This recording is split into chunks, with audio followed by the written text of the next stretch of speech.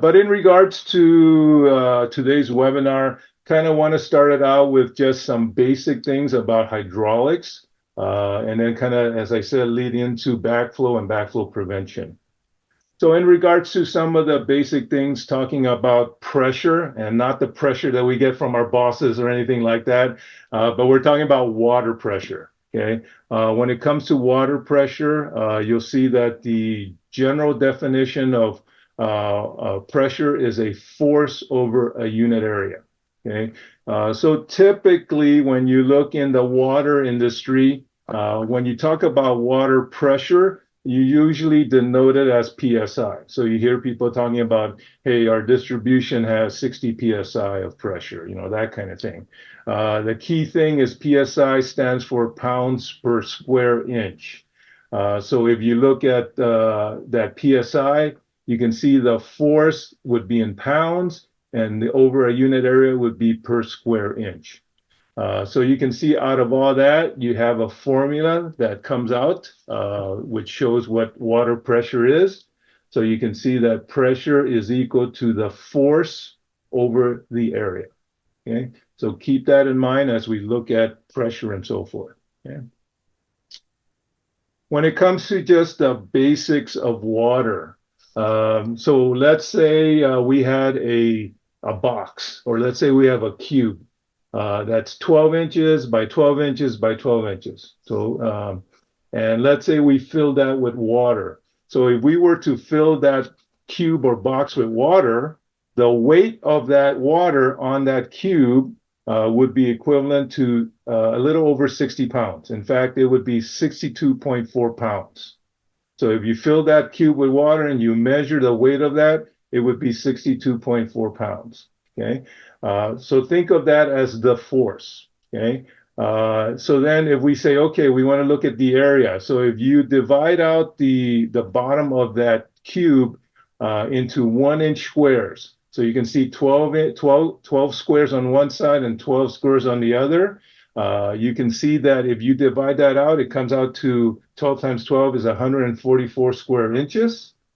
So if you take that weight of water that you see here, divided by that area, it then tells you what the pressure is across that one of these tubes, this 12-inch tube. So if you add the formula up, you'll see that it comes out to 0.433 pounds PSI on that. Okay, so basically what that tells us is that if we were looking at the height of water, so if we look at 12 inches of height of water, based on that thing we just looked at, we find out that that generates 0.433 psi of pressure. Okay, if we double that, so let's say we had 24 inches, okay, double that height, you can see that it would be twice that. So 2 times 0.433 would means it would generate 0.866 psi of pressure. Okay, so the question then is, what height of water would generate 1 psi? Okay. And a lot of us kind of know this already just from taking our test reports and so forth. We know that when you calculate it all out, we find out that 27 3/4 inches of a water column generates 1 psi. Okay, so hopefully everybody remembers that. So that's just really a basic thing there. So if you convert the 27 3/4 inches into feet, you realize that that is equivalent to 2.31 feet. So 2.31 feet or 27 3/4 inches of water column is equivalent to 1 psi. Okay, so that's as basic as you get. Okay, the other thing to understand is the different pressures when we talk about different pressures.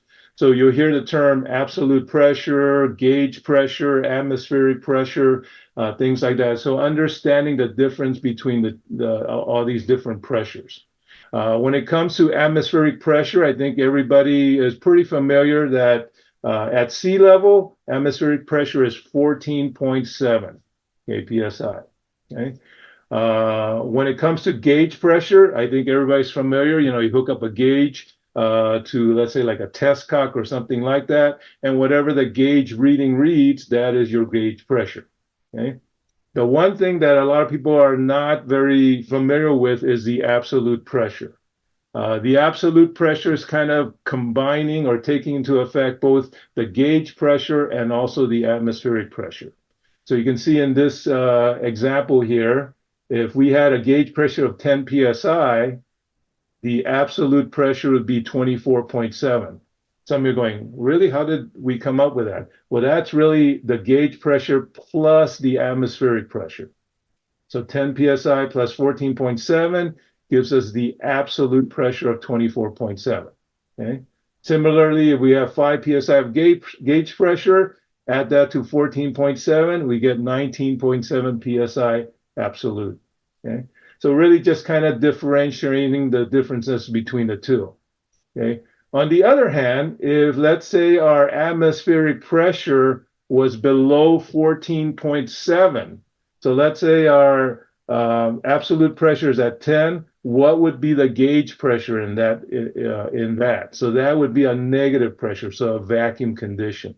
So you can see, depending on the atmospheric pressure and how much less you have of the atmospheric pressure, you now have a vacuum condition. In fact, if you have a perfect vacuum, which means you would have no atmospheric pressure whatsoever, minus 14.7, it would give you that the absolute pressure would be at 0. Okay. So just keep that in mind as we talk about some of the hydraulics and things that are happening. So some of the basic hydraulics that I want to introduce to everyone. Okay.